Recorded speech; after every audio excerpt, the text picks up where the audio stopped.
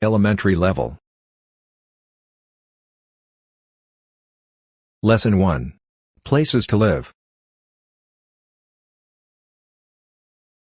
Part 1. Monster cities. Are big cities wonderful places? Are they terrible? There are different ideas about this. William H. White writes books about cities. He is happy in a crowded city. He loves busy streets with many stores and many people. He likes the life in city parks and restaurants. Many people don't like big cities.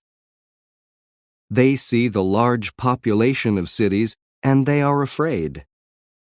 Many cities are growing very fast. They are monster cities. A monster is a big, terrible thing. In some countries, there are no jobs in small towns. People go to cities to work. For example, 300,000 people go to Sao Paulo, Brazil, every year. In China, about 183,000 people move to Beijing from the countryside every year. Sao Paulo and Beijing are both megacities. A megacity is a very, very big city. It includes the main city and the cities and towns around it. Mexico City is a megacity. It has a population of about 8,600,000 in the city itself, but there are more than 21 million people in the megacity.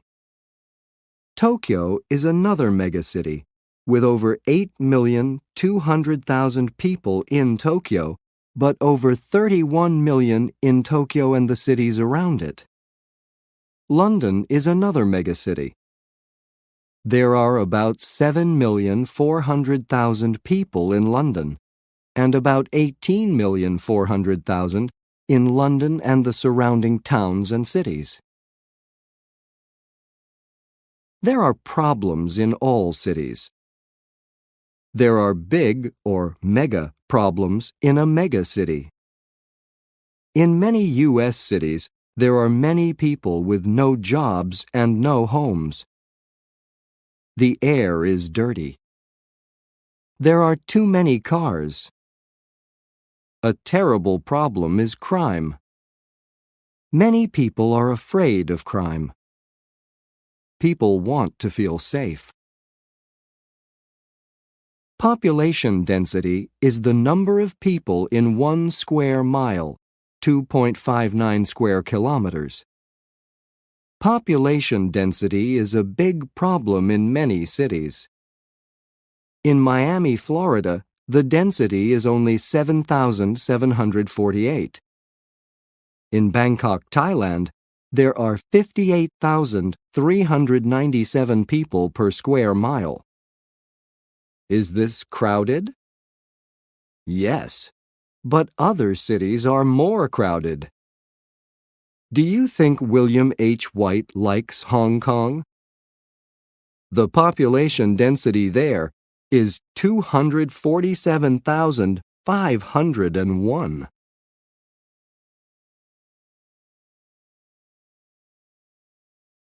Part 2. My neighborhood. My name is Elena Sanchez. I'm from Mexico, but now I live in California. I'm a student here in English language classes at a small college. I live in an apartment building. It's on the corner of Olive Street and Sycamore Avenue. My address is 2201 Olive Street. There's a big olive tree in front of the building. There's a park across the street. There are a lot of oak trees in the park. The trees are beautiful in the summer. A lot of my neighbors are from different countries. The people next to me are from Indonesia. The family across from the Indonesian family is from Colombia. The stores in this neighborhood are always busy. There's a Korean drugstore and an Armenian flower shop. A Chinese church is next to the flower shop. There are 3 restaurants on Olive Street, 1 Mexican, 1 Japanese, and 1 Moroccan Italian American. I like my neighborhood, but I ask myself one question. Where are the Americans?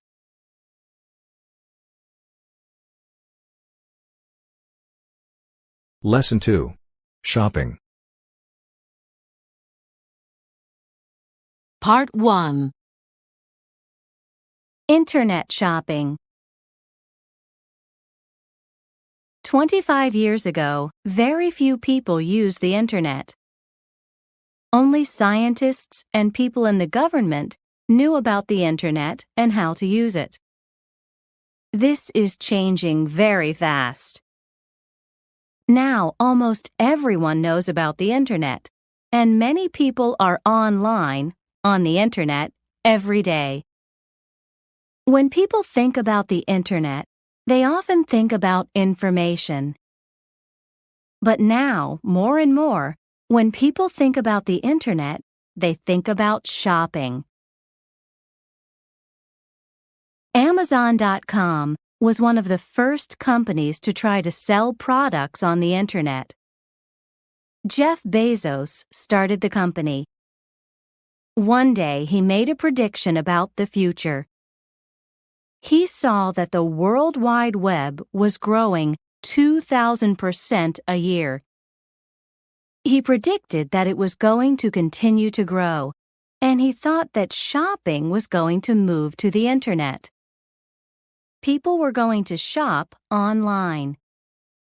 He quit his good job and drove across the country to Seattle, Washington. There, he started an online bookstore called Amazon.com. Bezos had very little money.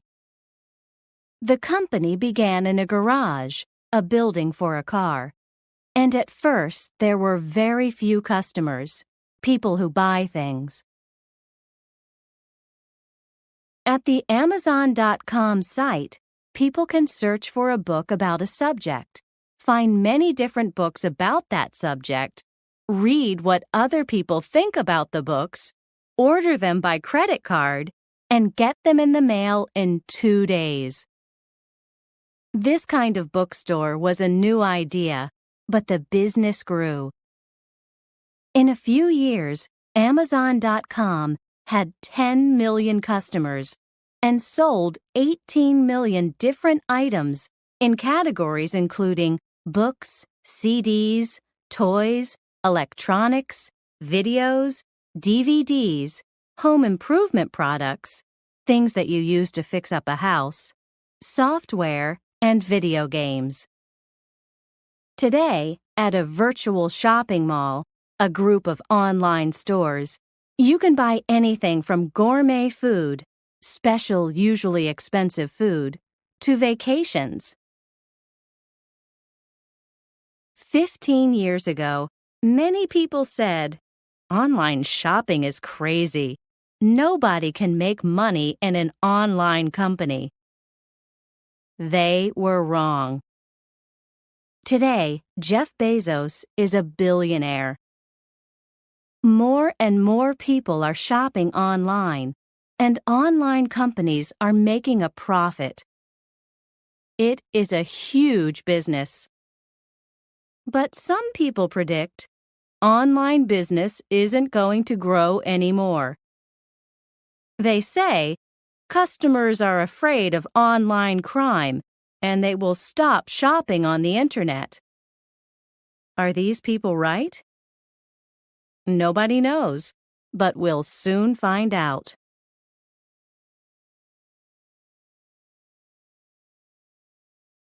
Part 2. predicting the future of shopping. There are different ideas about shopping in the future. Some people say everybody is going to shop online from home. There won't be any more real stores or shopping malls. But other people have a different picture of the future. They say, there will still be shopping malls. In the future, many people will work at home alone on their computers. They'll want to go out to stores for their shopping. They'll want to socialize, be with other people. Maybe they're right. But the stores of the future will probably be different from stores today. Shopping in stores will be easy. First, people won't need to carry many bags from store to store. In stores, they will only choose products. They won't carry them home. The stores will deliver most of their purchases, such as clothes and books, to their houses. Second, people won't need to carry money or credit cards with them. An eye scan will identify their eyes and put their purchase on their credit card. Shopping malls will probably also be different from today. They won't only have big department stores and many small stores. Malls will still be places for shopping and for entertainment, such as movies. But in malls of the future, busy people will also do other things. They will go to the doctor, the dentist, and the post office. They will go to the gym, too. Everybody agrees about one thing. Shopping will be different in the future.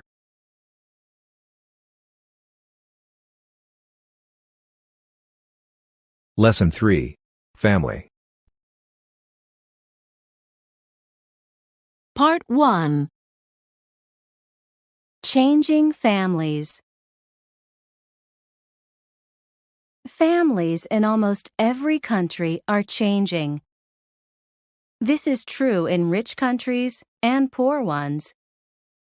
It is true in Africa, the Americas, Asia, and Europe. All over the world, families are getting smaller. In North Africa in the past, many people lived in extended families. 50 to 100 people lived together in a group of houses. These were all family members, grandparents, aunts, uncles, cousins, children, and grandchildren. But now this traditional family is breaking into smaller groups. The traditional family in Mexico was also big. One generation ago, the average Mexican woman had 7 children. Today, she has an average of only 2.5 children. Now, without so many children, families don't need to spend so much money on basics, such as food, clothing, and housing. The traditional Japanese family was also an extended family: a son, his parents, his wife, his children, and his unmarried brothers and sisters. 3 generations lived together. But this tradition is changing. Now most families are nuclear families, parents and their children. And most Japanese parents have only 1 or 2 children. These families have new problems. Many men and women spend a lot of time at work. They don't spend much time together as a family. This can be very difficult. Some young women don't want this kind of marriage. They get a job and live with their parents. They say, "I don't need to get married." In Europe, in traditional families, the woman stayed home with the children and the man had a job. But families all over Europe are changing. The number of divorces is going up. In Germany, 41% of all marriages end in divorce. In Finland, that number is 56%. Many Europeans don't get a divorce, but they don't get married either. In much of Europe, many people live alone. In France, more than 26% of women between age 30 and 34 live alone, and more than 27% of men of the same age live alone. The number of single-parent families is going up too. In Denmark, 60% of all firstborn children have parents who are not married. The world is changing, and families are changing too. There are many new types of families, but most seem to be getting smaller.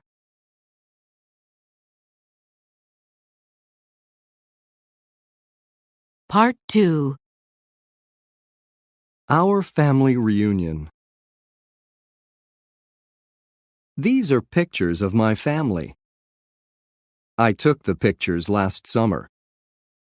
We don't live together. We live in different cities, different states, and 2 countries. But we often talk to each other on the phone or send email. Every summer, all the relatives come together for a week. This is our family reunion, and it's so much fun. There are 2 branches in our family, one branch from Mexico and one from the United States. People come to the reunion from California, Arizona, New York, and Florida. Other people come from Mexico City and Puerto Vallarta. We alternate the reunion place, one year in Mexico and the next year in Arizona. My great-grandparents lived in Puerto Vallarta, and my grandparents now live in Arizona. At the reunion, we have a picnic one day. We play baseball, swim, and eat a lot. We play volleyball too. The women and girls are on one team, and the men and boys are on the other. One day, some of us go shopping. One night, we always have a big barbecue. We sit around a fire, tell stories, and eat a lot. Some of my aunts and uncles sing and play music. On the last night, we have a dinner dance at a nice hotel. We listen to music, dance, and eat a lot. Our family really likes to eat. We don't only eat. We visit with each other all week. We talk about problems. We plan weddings and cry about divorces. Sometimes we argue. All bring their new babies, new wives and husbands, and new girlfriends and boyfriends. It's good to have a big family. But at the end of the week, I'm always very tired. I'm happy to be alone.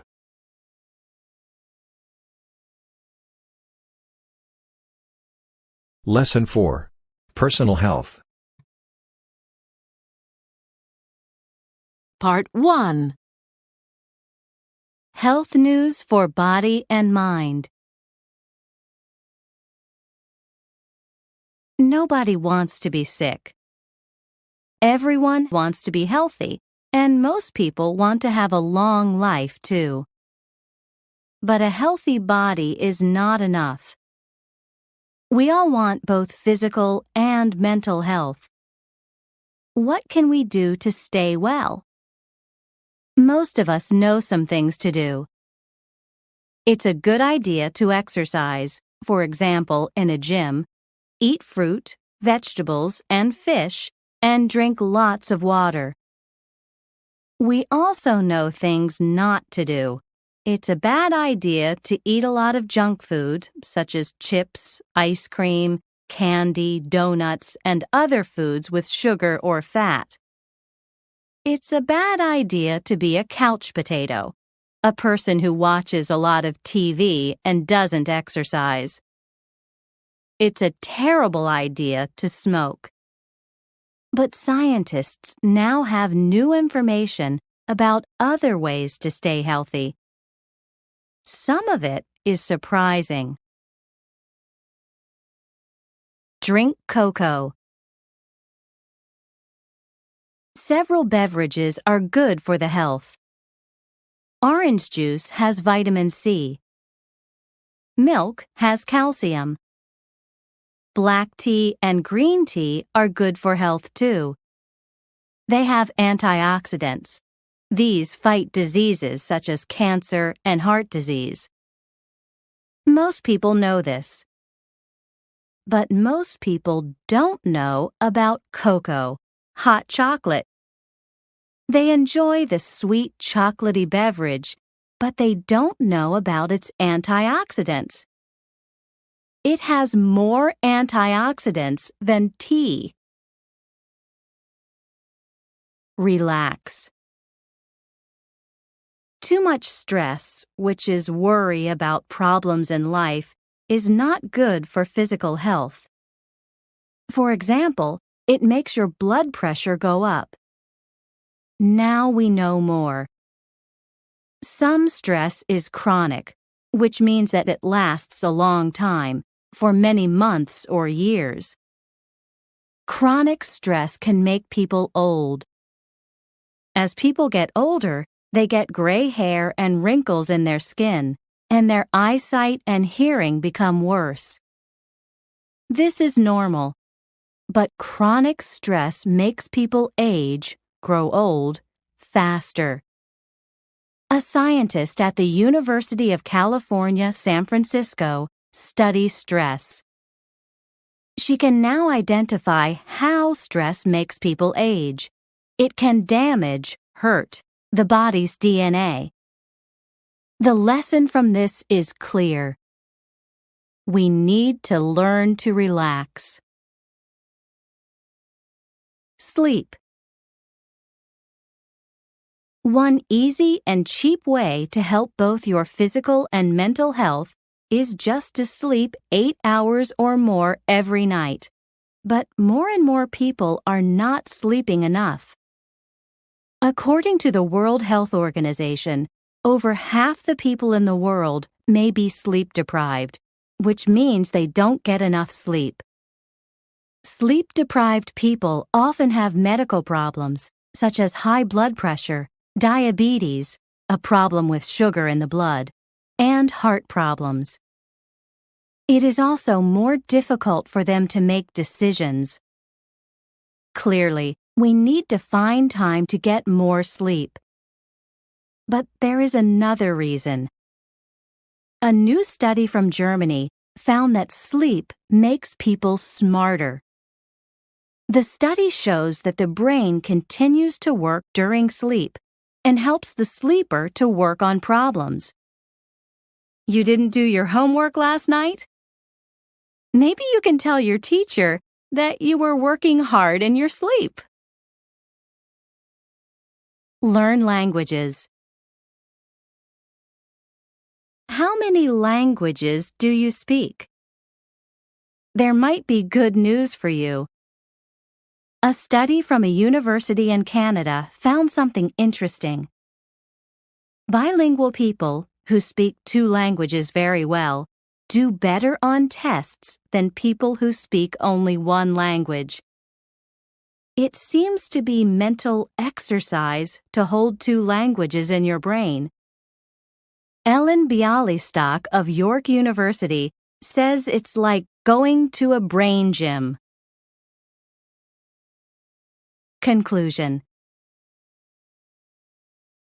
To have good physical and mental health, we need to eat right, relax, sleep enough, and exercise, both the body and the brain. There is a lot of new information about health. Some of it is surprising. We need to know about it.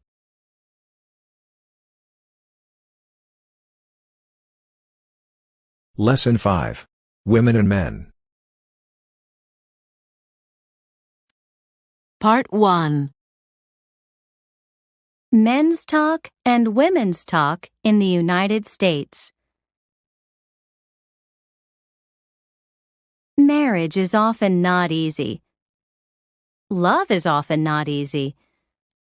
Sometimes friendship between a man and a woman is not easy.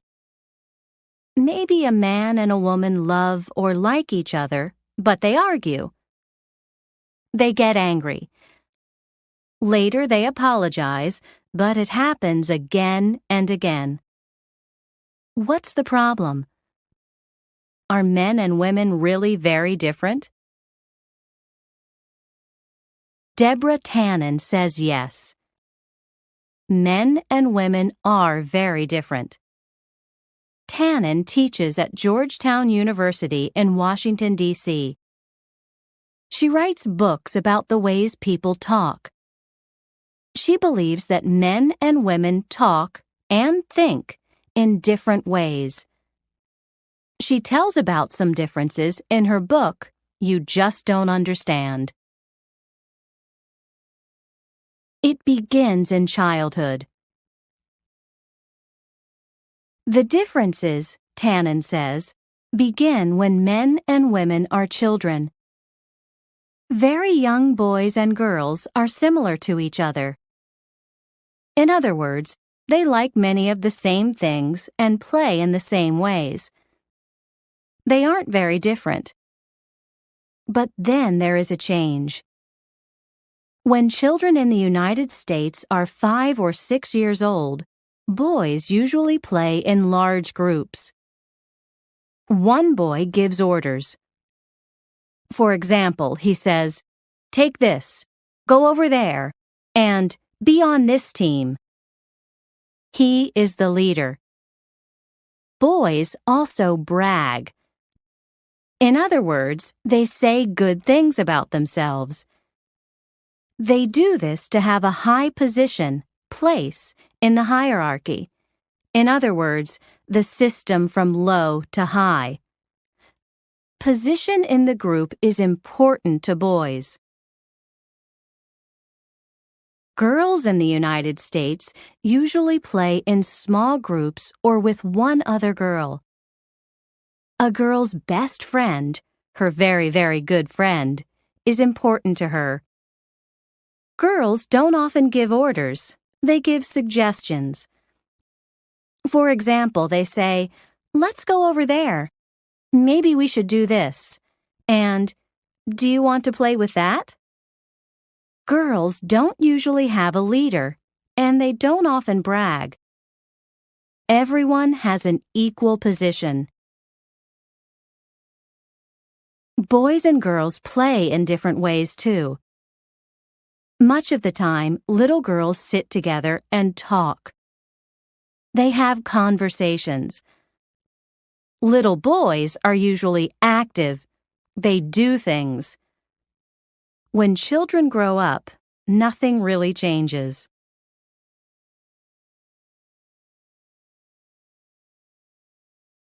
Who talks more and why? Many people believe that women talk more than men do. According to Deborah Tannen, this isn't exactly true. She says women talk more than men only in private situations, at home, with family, or with a few friends. In public situations, in other words, in a big group or at work, men talk more. Tannen says that men and women often talk for different reasons. Men talk to give or get information. They also talk to get or keep a high position among other men. But for women, people and feelings are important. Women often talk to socialize and show interest and love. They also talk to keep their close relationships with friends and family. Conclusion. Although a man and a woman might speak the same language, sometimes they don't understand each other. Men's talk and women's talk are almost two different languages. But maybe men and women can learn to understand each other if they understand the differences in speech.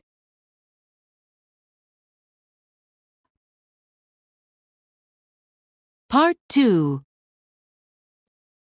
He said, she said. A U.S. couple. Well, doctor, I'm beginning to worry about my marriage. My wife and I just don't understand each other. She doesn't like to do things with me. She won't play tennis or baseball with me. She doesn't like to fix the car with me. She doesn't work on the house with me, paint the house or fix the roof. She doesn't listen when I talk about interesting things, sports, money, or world politics. Sometimes she gets angry with me about unimportant things. And she talks and talks and talks about uninteresting things. What's wrong with her? Well, doctor, I'm beginning to worry about my marriage. My husband and I just don't understand each other. We both work full-time, but I do all the work at home. Fix dinner, wash clothes, and clean the house. His life is easy. He has only one job. I have two. Sometimes I feel so lonely. When he's home, he reads the newspaper or watches TV. He doesn't talk with me. He talks at me. He only talks with his friends. He doesn't listen if I tell him about my day. He isn't interested in our friends and relatives. Sometimes he gives me orders. Sometimes he tells me about sports or politics, but I don't like it because I feel like a student in school. What's wrong with him?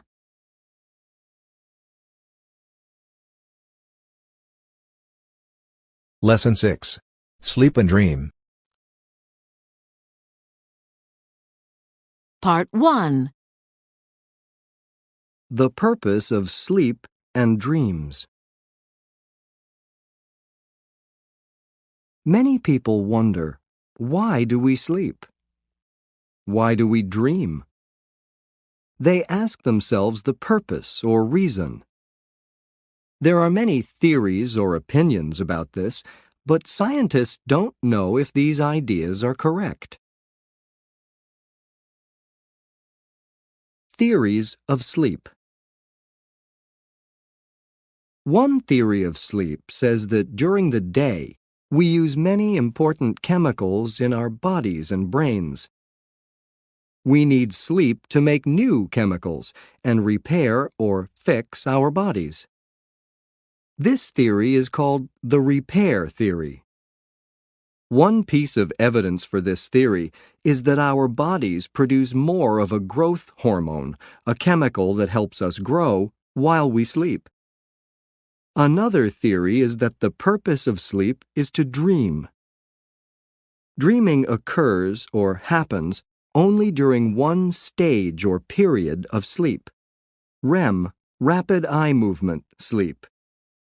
REM sleep occurs about every 90 minutes and lasts for about 20 minutes. Some scientists believe that REM sleep helps us to remember things, but other scientists don't agree. Dream theories. Whatever the reason for sleep, everyone sleeps, and everyone dreams every night. Many times we don't remember our dreams, but we still dream. Like sleep, no one knows exactly why we dream or what dreams mean. There have been many theories about dreams throughout history. Many cultures believe that dreams can predict the future, that they can tell us what is going to happen to us. However, some people believe that dreams are only a form of entertainment. Psychologists, such as Sigmund Freud, say that dreams are not predictions of the future. Psychologists have strong beliefs about dreams. However, these scientists don't always agree with each other. There are several different theories about the purpose of dreaming. Freud, who wrote around the year 1900, said that dreams can tell us about our emotions, feelings, and desires or wishes. Freud believed that our dreams are full of symbols. In other words, things in our dreams mean other things. For example, a road in a dream isn't really a road. It might be a symbol of the dreamer's life. Freud thought that dreams are about things from our past, from our childhood. Other psychologists say no. They believe that dreams are about the present, about our ideas, desires, and problems now. Other psychologists say that dreams have no meaning at all. New evidence. We still don't know why we dream. However, there is interesting new evidence from research or studies about the brain. When we are awake, many parts of our brain are active. For example, the parts for emotions, vision, the ability to see, logic, the ability to think and understand, and others. However, when we are asleep and dreaming, the part of the brain for logic is not active. Maybe this new evidence answers one common question. Why do dreams seem so crazy?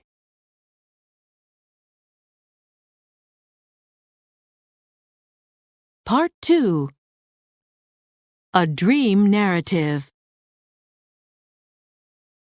This is the dream of a 40-year-old businessman. He is married and has 2 children. He goes to a psychologist because he feels anxious a lot. The psychologist told him to write down his dreams. This is his dream from June 7th. Dream, June 7th. In my dream, I was in a large city. It was very big and very dark. The city seemed like New York, but it didn't look like the real New York. I was in a friend's apartment. It was comfortable. After a few minutes, I left and went out on the street alone. I walked for a while. Then I realized I was lost. I couldn't find my friend's apartment again. I started to feel uncomfortable. I tried to return to the apartment, but all of the streets looked unfamiliar and completely different, and I didn't know my friend's address. I began to feel anxious. I kept walking. I wanted to find something familiar. It was getting late. I decided to go home. I knew my home was outside the city. I saw buses on the street, but I didn't know which one to take. I couldn't find a way to leave the city. There was a way to get home, but I didn't know it. I asked for directions. The people answered, but they didn't make any sense. All their directions were very complicated, and I couldn't understand them. Suddenly, I was on a boat. The boat was traveling across a very dangerous river. It was dark. The river was very dirty. there was garbage in it.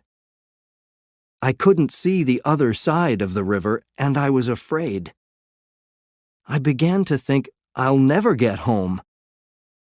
I tried to ask for help, but no one listened to me.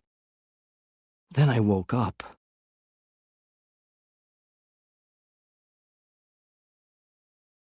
Lesson 7. Work and Jobs. Part 1. Volunteering. Some people go to work each day and then come home. They spend time with their family and friends. Maybe they watch TV or go to a movie.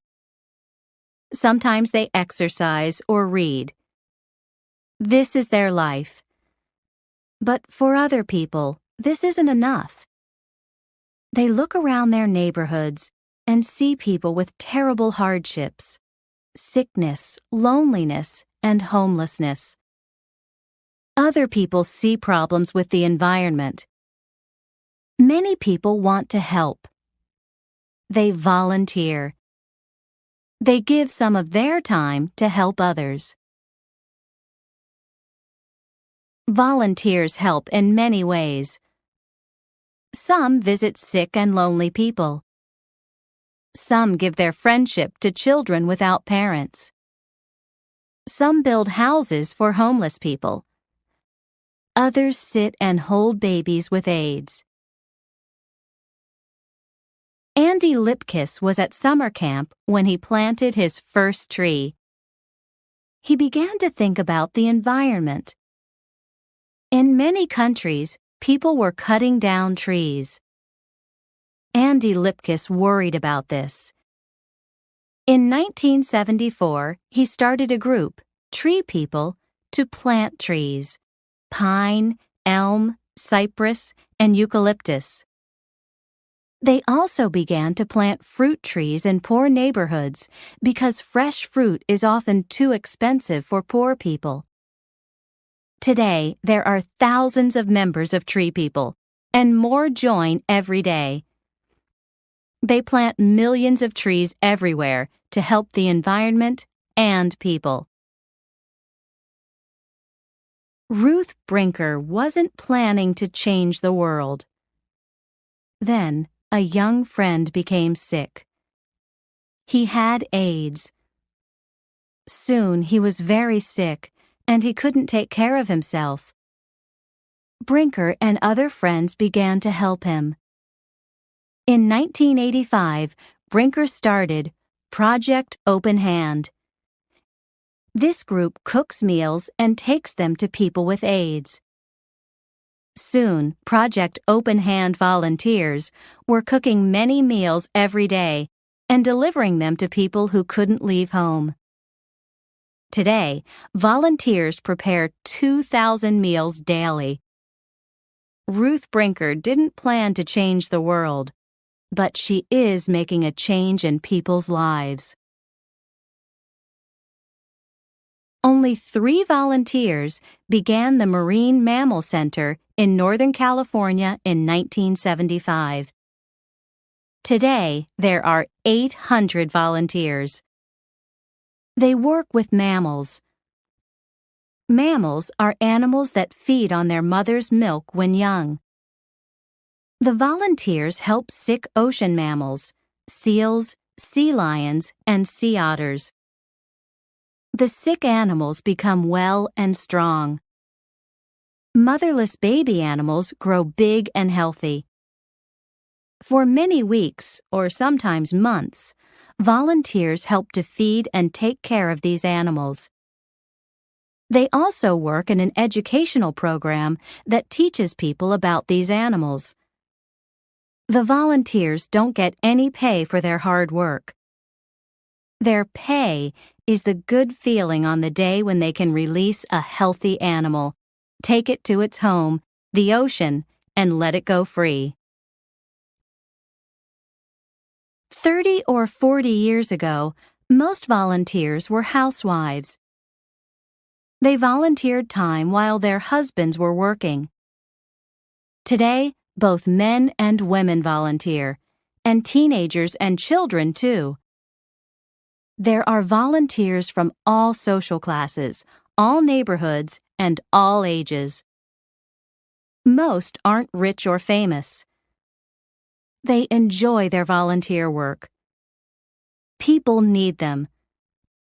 Today, the world needs volunteers more than ever before. Perhaps a young Zulu boy from South Africa, Nkosi Johnson, said it best. Before he died of AIDS at the age of 12, he made a speech that is now famous. In this speech, he said, "Do all you can with what you have, in the time you have, in the place you are."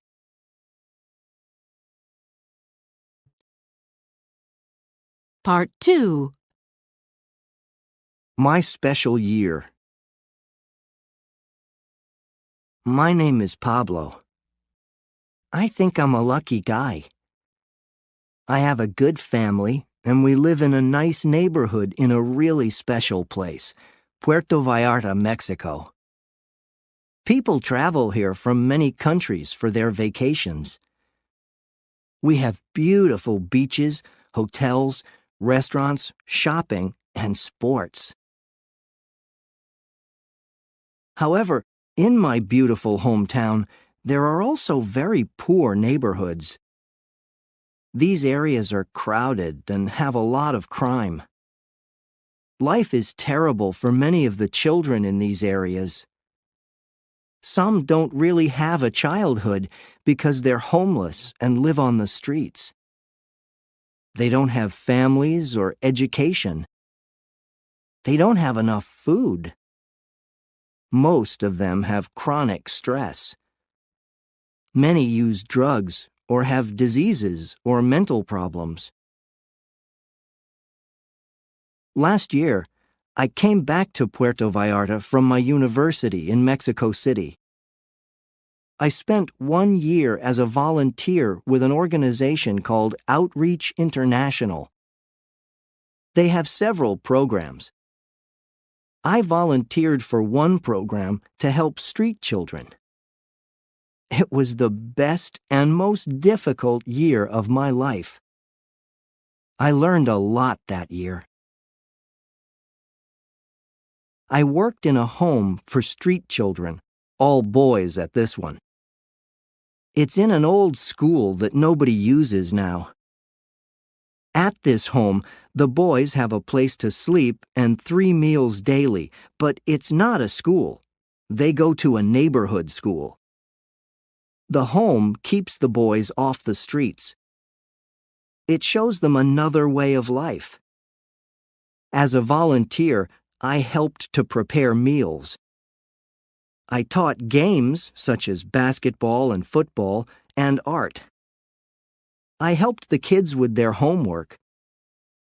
These kids can be fun. They have a lot of energy, but they're also really tough. Their hardships on the streets make them strong, and not always sweet little children. At this boys' home, I met 2 other volunteers, Brian from Canada and Greg from Australia. In many ways, we were very similar. We were the same age, came from good homes, had a good education, and liked to travel. They were both college students, like me. We became friends. I helped them with Spanish, and they helped me with English. They came to meet my family, and we had fun together. Now we email each other.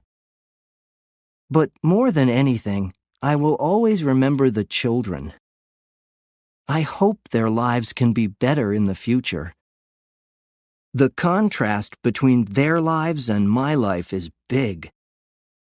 I hope they can have a good life, like I do.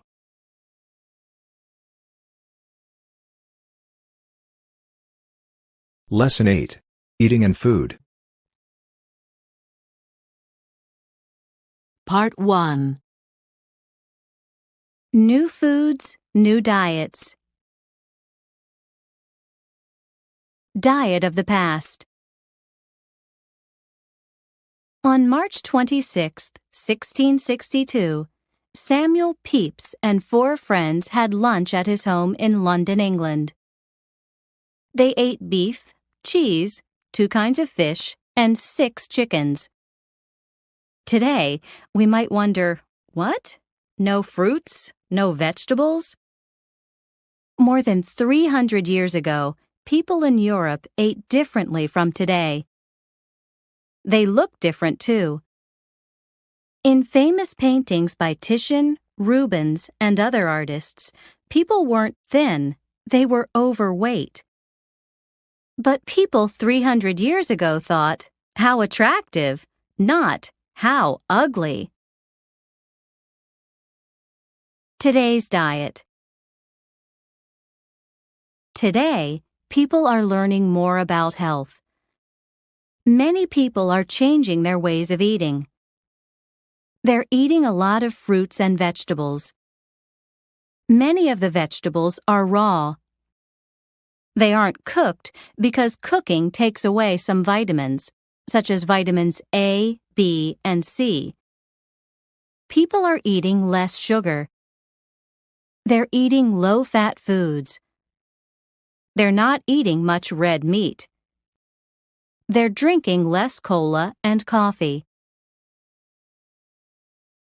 Trying to be thin. People these days want to be slim, not fat. Sometimes people in North America go a little crazy to lose pounds. Thousands of them join gyms and diet groups, go to special diet doctors, or spend a lot of money at diet centers. Each year, Americans spend more than $46 billion on diets and diet products. More people are overweight. However, there is an irony, a surprising opposite result, to all this dieting. While many people are becoming thin, other people are becoming overweight. More people are overweight than in the past. In many countries, there is a serious problem with obesity. In other words, a condition of being very overweight. There are 2 main reasons. First, these days many people often go to fast food restaurants. They didn't in the past. At these restaurants, many of the foods, such as fried potatoes and meat, are high in fat. Some of the dairy products, such as cheese, are high in fat, and others, such as ice cream, are high in fat and sugar. This seems similar to Samuel Pepys's party, doesn't it? Second, dieting doesn't often work. Sometimes people lose weight fast, but they usually gain it back again. Almost 95% of all people gain back weight after a diet. One problem with obesity is easy to see. Overweight people have more sicknesses, such as heart disease and diabetes. Sometimes people go crazy over food. Sometimes they eat very little because they want to be slim. Other times, they eat lots of bad foods because these foods taste good. When will people learn?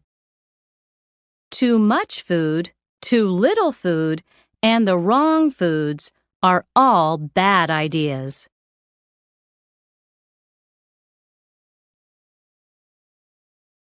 Part 2. Eating bugs. Different cultures enjoy different foods. Sometimes a food that one culture thinks is delicious might seem disgusting to another. In much of the world, people eat beef, but the idea of meat from a cow disgusts some Hindus in India. People in France sometimes eat horse meat or frogs, and this disgusts some Americans. People in Western countries eat cheese, and many Asians think that this is disgusting. And then there are insects. Many people wonder, how can people eat bugs? Children in the U.S. make horrible faces and say, "Ooh, yucky."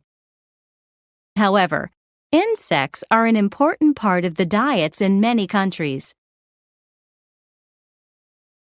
In different places, people eat over 1,000 types of insects, and ate them in the past, too. For example, people in ancient Greece and Rome ate insects. American Indians ate grasshoppers, crickets, and caterpillars. Today, in parts of Africa, people eat termites, insects that eat wood, and caterpillars as snacks. In Japan, some people eat grasshoppers with soy sauce. In small villages and in some restaurants in Thailand, people enjoy crickets and grasshoppers. In some Mexican restaurants, people pay $25 for a plate of butterfly larvae. In the United States, some restaurants now offer insects as a gourmet food. In China, people spend $100 million each year on ants. There are different ways to prepare bugs as food. One way is to boil them in very hot water.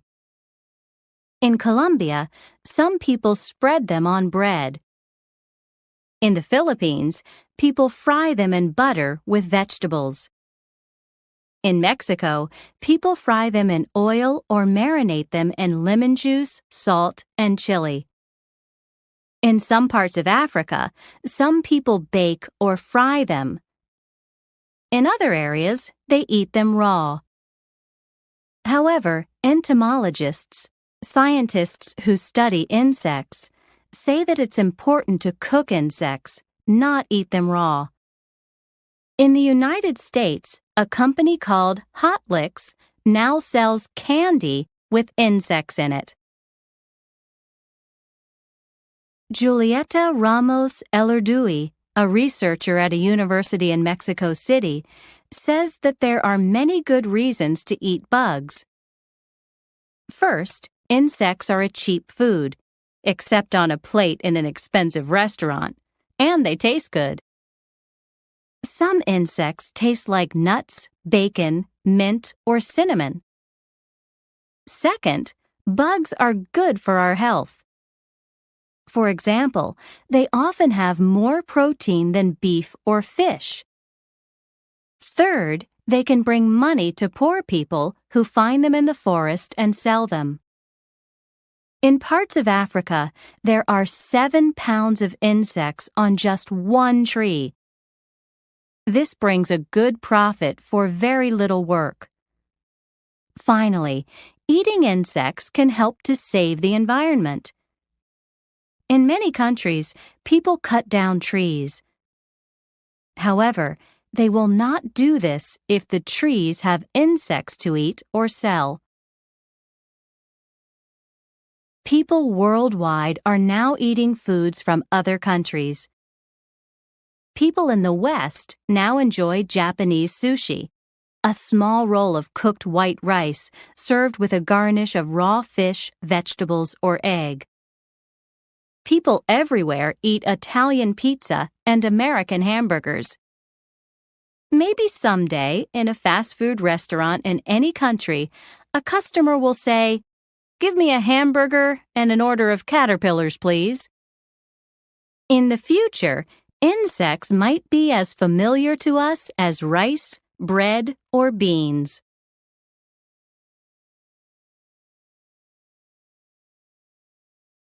Lesson 9. Places to visit. Part 1. Adventure vacations.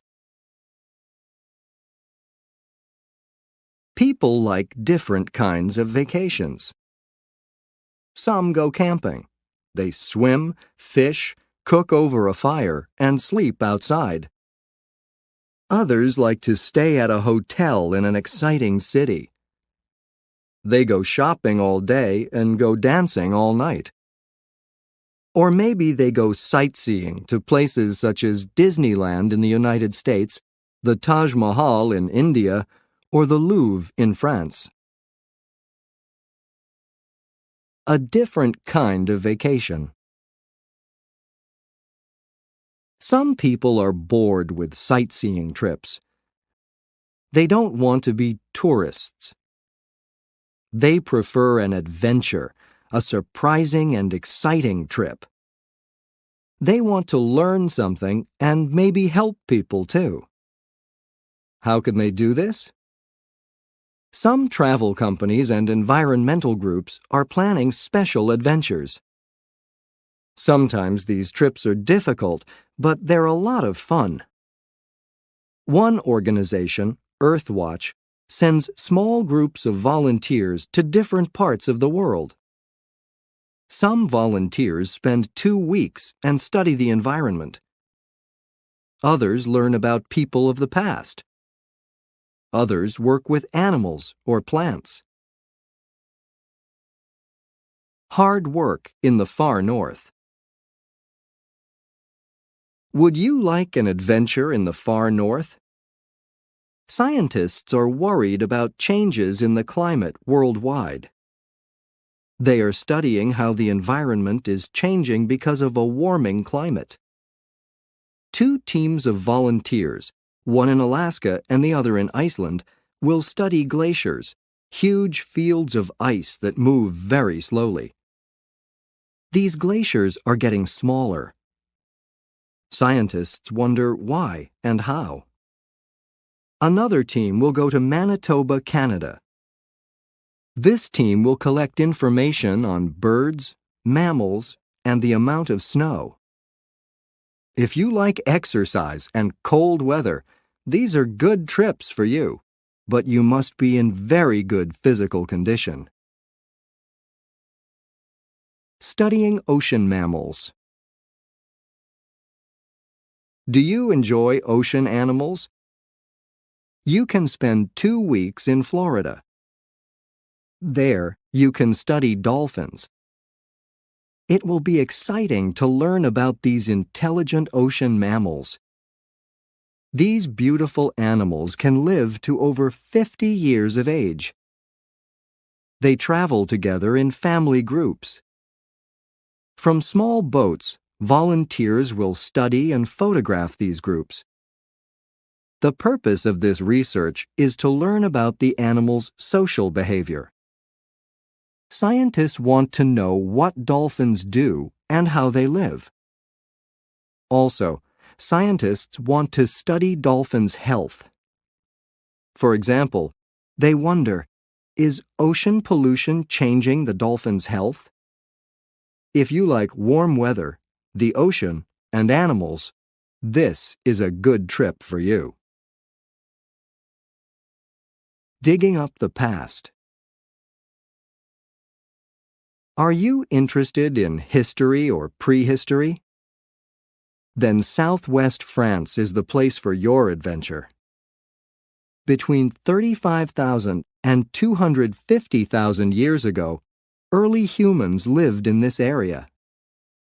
Volunteers will work with archaeologists from France, Germany, and the United States to search for evidence about the way of life of the people from that time.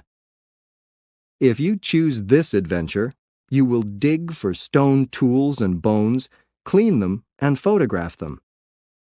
In your free time, you can travel around the beautiful countryside in the south of France. Beaches and biology. Do you enjoy the beach and like to learn about plants? There is an Earthwatch adventure in Yucatan, Mexico. On the north coast of Yucatan, there are beautiful species of plants. Unfortunately, many of them are disappearing. People dig them up and sell them for large amounts of money. Mexican biologists need volunteers to collect seeds, count plants, and help to save several plant species. In your free time, You can travel to archaeological sites in the area. If you love a tropical climate, this is the trip for you. Do you want a very different vacation? Do you want to travel far, work hard, and learn a lot? Then an Earthwatch vacation is for you.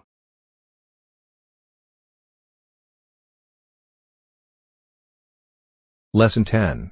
Save the Earth. Part 1. The ocean in trouble. Many environmental groups are warning that oceans worldwide are in great danger. According to the United Nations Food and Agriculture Organization, FAO, 70% of the world's fishing areas are in danger. One reason, of course, is the huge amount of pollution. However, there is another danger, and it might be even more harmful than pollution. This danger is overfishing. No matter where you look in the world, on average, 90% of the fish are gone, says a biologist from Dalhousie University in Canada. New technology. Fishers are finding fewer and fewer fish everywhere. However, this does not mean that fishermen are not fishing any longer. Instead, many are using new technology to fish new waters as deep as a mile. Trawlers, large fishing boats, are using special nets on wheels and rollers. They drag these nets across the bottom of the deep oceans, and they pick up anything of any size at all. With these nets, fishers catch the fish that people eat, but the nets also catch marine mammals such as sea lions, dolphins, and sometimes whales. The effect on fish. These nets also take species like squid, skate, red crabs, slackjaw eels, spiny dogfish, and orange roughy. A few years ago, people didn't want to eat these species. Now, you can find them in fish stores, in fish sandwiches at fast food restaurants, or in fake, not real, crab meat for seafood salads. The orange roughy provides an example of what is happening. This fish appeared in fish stores only about 10 years ago, but already the species is almost extinct. The orange roughy lives very deep in the ocean, up to a mile deep, in the cold waters off New Zealand. Scientists now know that fish in deep, cold water grow and reproduce very slowly. For example, the orange roughy lives to be 150 years old. It doesn't start to reproduce until it is 30 years old. Although the fish is nearly extinct, people still sell it in seafood stores and in restaurants. And of course, it may be in that fish sandwich that you eat at a fast food restaurant. Many scientists believe that present fishing methods will destroy all the large fishing areas of the world. Can anything stop this? Some scientists think that governments should stop the fishing industry from using some kinds of technology. But this will be difficult. Many of the big fishing companies have a lot of money, and they use that money to influence politicians all around the world. No fishing zones. Other scientists believe that governments should create no fishing zones, areas where no one can fish. Governments can police these areas. During the UN International Year of the Ocean, more than 1,600 leading marine scientists and conservation biologists from 65 countries urged the world to create 80 times the no fishing areas that exist now. Their goal is to protect 20% of the world's oceans by the year 2020. This is happening in some places. For example, the fishing industry in Britain is beginning to accept no fishing zones because the amount of fish that the industry catches is getting smaller and smaller. The fishing industry often argues that the scientific evidence is not complete, that we just don't know what is going on in the oceans. Now, scientists and environmentalists have to give evidence to show that the fishing industry is doing damage before the government will pass laws protecting the ocean. This takes time, and sometimes it is difficult to prove something like this. The magazine Science says we should have the opposite rule. Big fishing companies should have to prove that they are not destroying the oceans before we allow them to fish. Conclusion. Environmentalists say that average people need to get together and pressure their governments to do something. The large fishing companies that own the big trawlers are not going to stop fishing by themselves. The environmentalists say that if we don't pressure our governments, there will be nothing left in the oceans but water.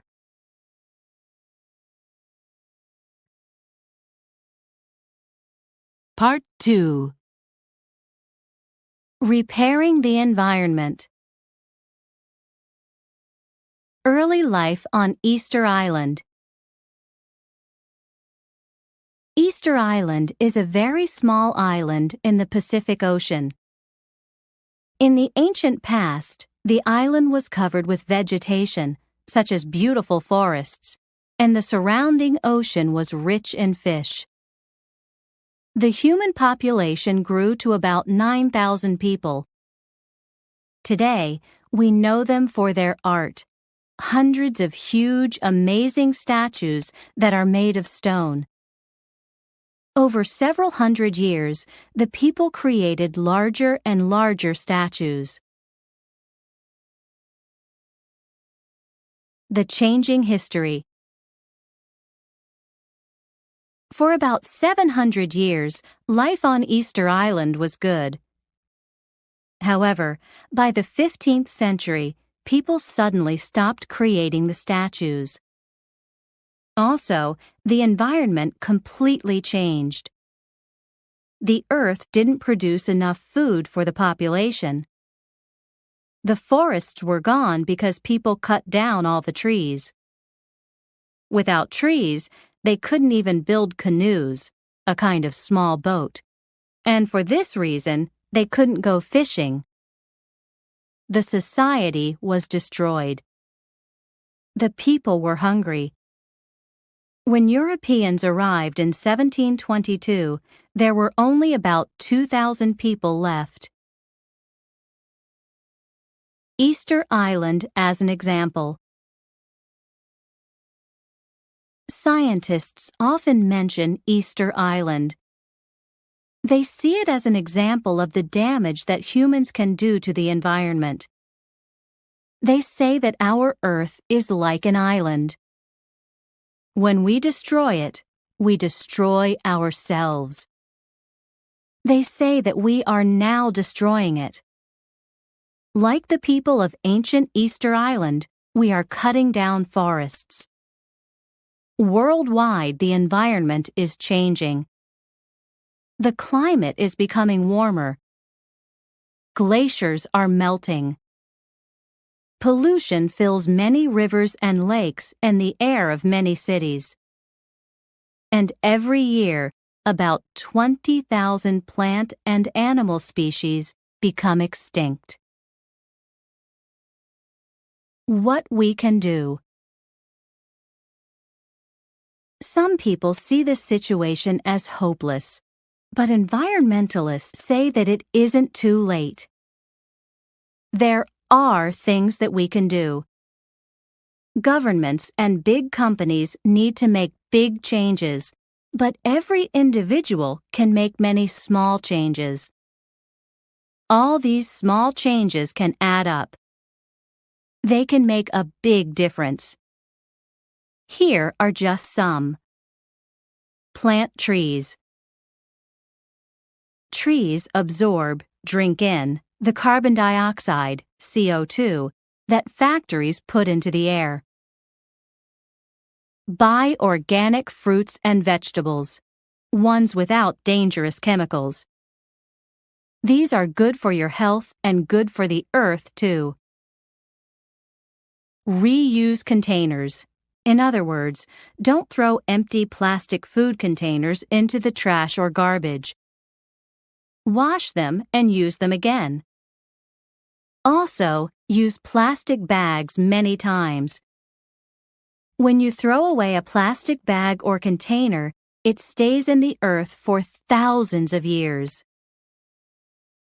Don't use paper or plastic bags.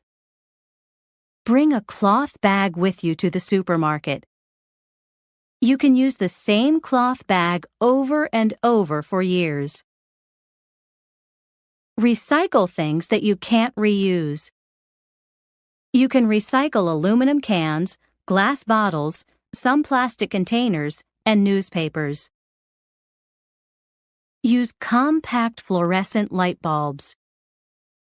They last 10 times longer than regular light bulbs, so they save you money. Also, they use 75% less energy. One of these bulbs can keep a half-ton, 1,000 pounds, of carbon dioxide out of the air. Do you eat tuna fish? If so, look carefully at the can. Buy only tuna that is dolphin safe. In other words, tuna from companies with special nets that don't kill dolphins. Write letters to government leaders. Ask them for laws that protect the environment. Tell them that you want the earth to be here for your great-great-grandchildren.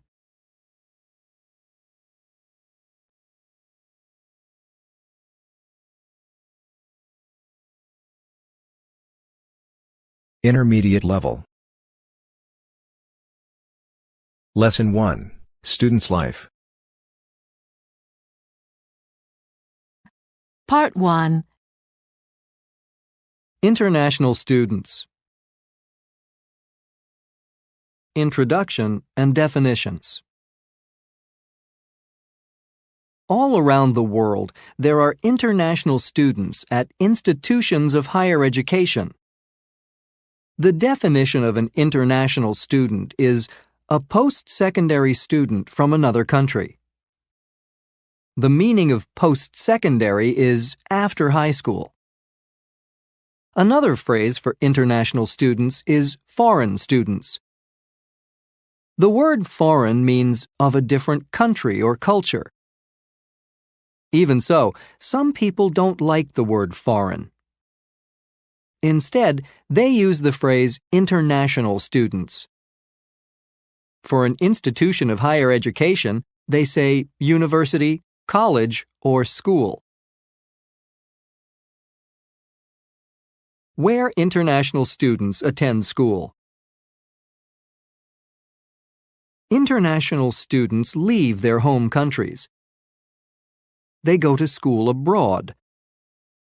One meaning of the word abroad is in a foreign place. Probably the country with the most students from abroad is the United States. Canada, Great Britain, and some other European countries also have a lot of students from other countries.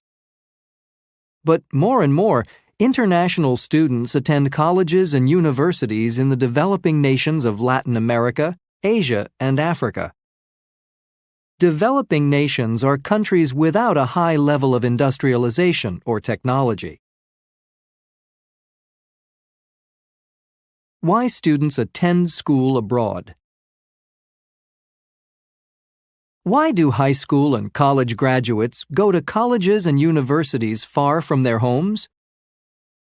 Undergraduates are post-secondary students without college degrees. Often, undergraduates want the experience of life in new cultures. Maybe they want to learn another language well. Many students want degrees in business, engineering, or technology. These subjects are not always available in their home countries. Some governments and companies send their best graduate students and workers to other countries for new knowledge and skills. And some international students from expensive private schools at home save money through study abroad programs, especially in developing nations.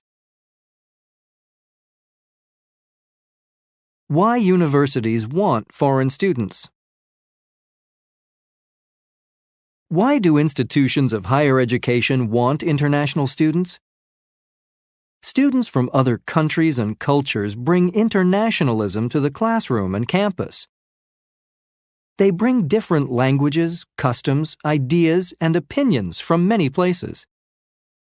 Also, educational institutions need money. Tuition is the fee or charge for instruction. Private schools are colleges and universities not supported by government money. They charge high tuition. International students are not citizens or immigrants. One definition of citizens and immigrants is legal members of a nation or country. International students pay full tuition and fees to state or government schools. And all students away from home have to spend money for housing, food, recreation, and other things. For these reasons, many schools and groups of schools want students from other countries. Conclusion and summary. For different reasons, many high school and college graduates want or need to study abroad.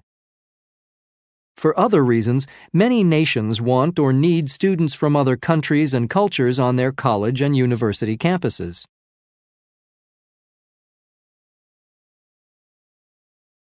Part 2. University life around the world. Similarities in student life.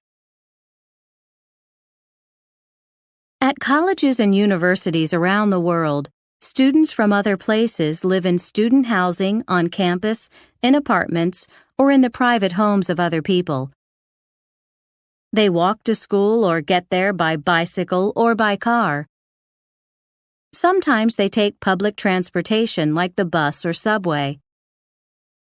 They attend classes and take quizzes or tests or exams. They complete necessary course requirements. After years of study, they get certificates or college degrees. These are proof of completion of courses of study. Outside school, they have other interests and family or social lives. In some ways, life on the campuses of institutions of higher education is the same everywhere in the world. Systems of higher education. Maybe student life is similar, but the system of higher education differs in countries around the world. For example, in the United States, post-secondary students can live at home and go to community colleges for 2 years or more. Or they can choose 4-year state or private colleges or universities. They can get financial aid like scholarships, grants, or loans. This money helps students to pay college tuition and other charges. Loans have to be paid back. With undergraduate degrees, they can attend graduate school. The system is different in some countries of Asia or the Middle East, like Iran. There, students take an exit exam in their last year of high school. The people with the highest scores attend the best universities in the country. Other students can go to other kinds of colleges or get jobs. Differences in teaching and learning styles. But not only the system of higher education can vary. Teaching and learning methods and styles differ in various cultures, at different colleges and universities, and in individual courses. For example, the atmosphere in many classrooms is very formal. Students use titles such as Professor Gonzalez or Mrs. Wong for their instructors. Some teachers wear business clothes and give academic lectures. Students respect the knowledge and views of their master teachers. Other classrooms have an informal atmosphere. Instructors dress casually, and students use instructors' first names. In this relaxed atmosphere, class members work together in groups. They tell their individual experiences, give their opinions, and talk about their ideas. Some teachers always follow a course plan or the textbook. They give a lot of assignments. They give points, scores, or grades for homework. In their courses, students take many quizzes, tests, and exams. All over the world, there are teaching and learning differences. Campus facilities and services.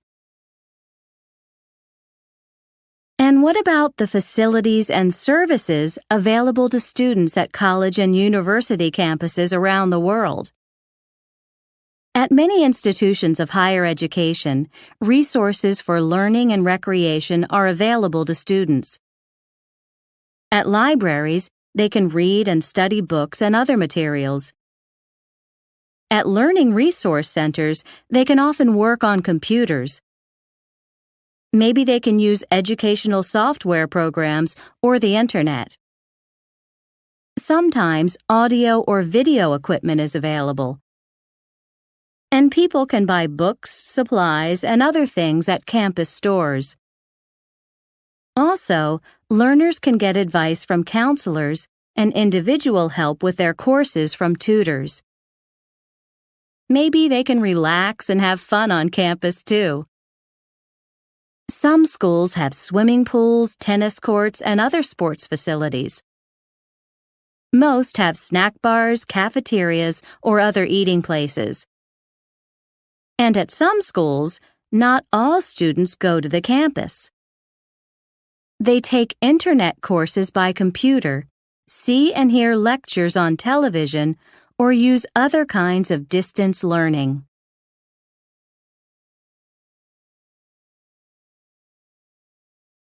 Lesson 2, The Nature.